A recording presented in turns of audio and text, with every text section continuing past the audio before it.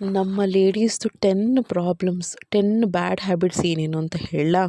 First one ತುಂಬ tension ಮಾಡ್ಕೊಳ್ಳೋದು.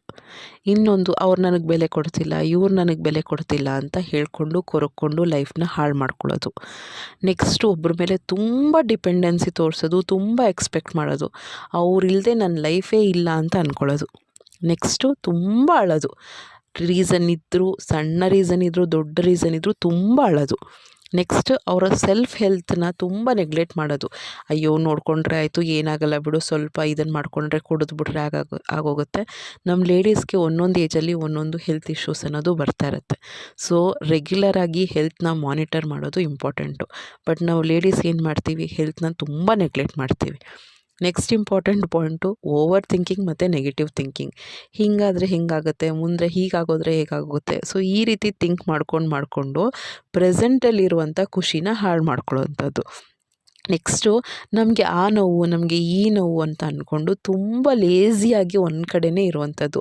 ನಾವು ಅದೆಲ್ಲ ಬಿಟ್ಟು, ಲೇಸಿನೆಸ್ನ, ಸೋಂಬೇರಿತನನ ಬಿಟ್ಟು ಎಲ್ಲ ಕೊಡುಕೊಂಡು ಕೆಲಸಕ್ಕೆ ಇಳಿದ್ರೆ ಎಷ್ಟು ಆ್ಯಕ್ಟಿವ್ ಆಗಿ ಚಂಡಿ ಥರ ಕೆಲಸ ಮಾಡ್ತೀವಿ ಅಂತ ನಮಗೆ ಗೊತ್ತು. ಆದರೂ ಕೂಡ ನಾವು ಏನು ಮಾಡ್ತಾ ಇರ್ತೀವಿ, ಒಂದೇ ಕಡೆ ಕೂತ್ಕೊಂಡು ನಮ್ಮ ಫೇವ್ರೆಟ್ ಯೂಟ್ಯೂಬ್ ಶಾರ್ಟ್ಸ್ನ ನೋಡ್ಕೊಂಡು ಕೂತಿರ್ತೀವಿ. ಸೊ ಅದನ್ನು ಮಾಡಬಾರ್ದು.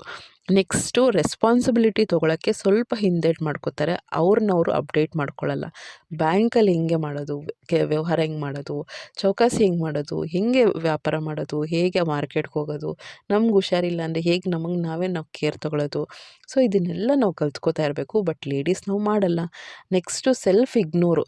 ಎಲ್ಲರಿಗೂ ನಾವು ಹೇಳ್ತೀವಿ ಅವ್ರು ಬೆಲೆ ಕೊಡಲ್ಲ, ಇವ್ರು ಬೆಲೆ ಕೊಡಂತ. ಬಟ್ ನಾವೇ ನಮಗೆ ಬೆಲೆ ಕೊಡಲ್ಲ.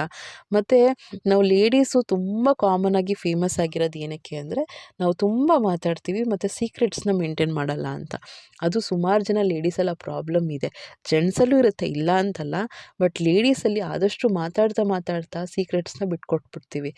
ಏನೇ ಆದರೂ ಕೂಡ, ಪ್ರಾಣ ಹೋದರೂ ಕೂಡ, ಯಾರೋ ಏನೋ ನಮ್ಮ ಹತ್ರ ಒಂದು ಸೀಕ್ರೆಟ್ ಹೇಳಿರ್ತಾರೆ ಅಂದರೆ ಅದನ್ನು ಯಾವುದೇ ಕಾರಣಕ್ಕೂ ಬಿಟ್ಕೊಳ್ಬಾರ್ದು. ಅವ್ರ ನಂಬಿಕೆನ ಉಳಿಸ್ಕೋಬೇಕಾಗತ್ತೆ.